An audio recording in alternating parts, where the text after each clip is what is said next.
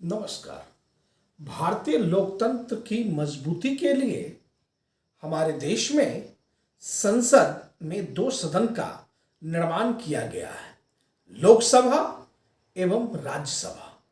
और इनमें लोकसभा में 545 सांसद और राज्यसभा में 245 सांसद जो कि वर्तमान में है, इनकी व्यवस्था की गई है।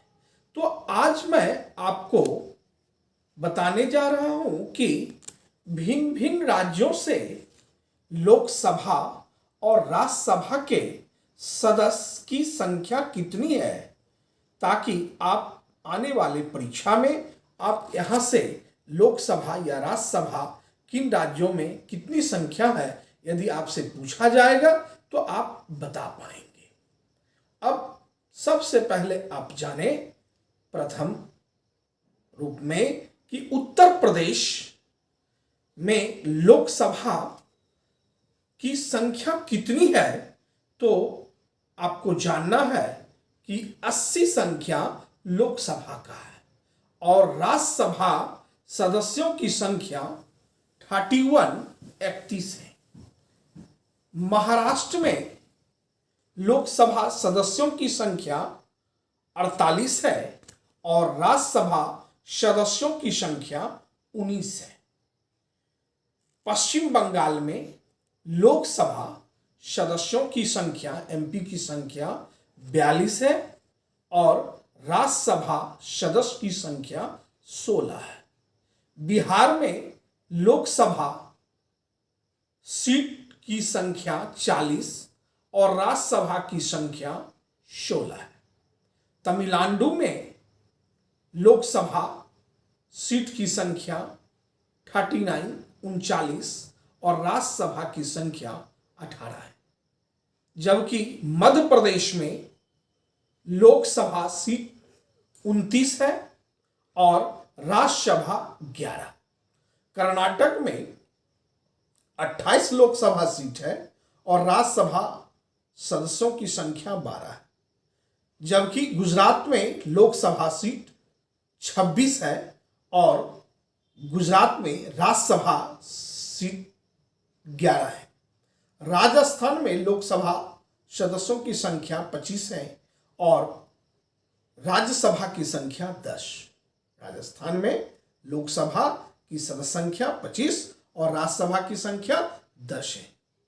आंध्र प्रदेश में लोकसभा की संख्या 25 है और राज्यसभा की संख्या 11 है।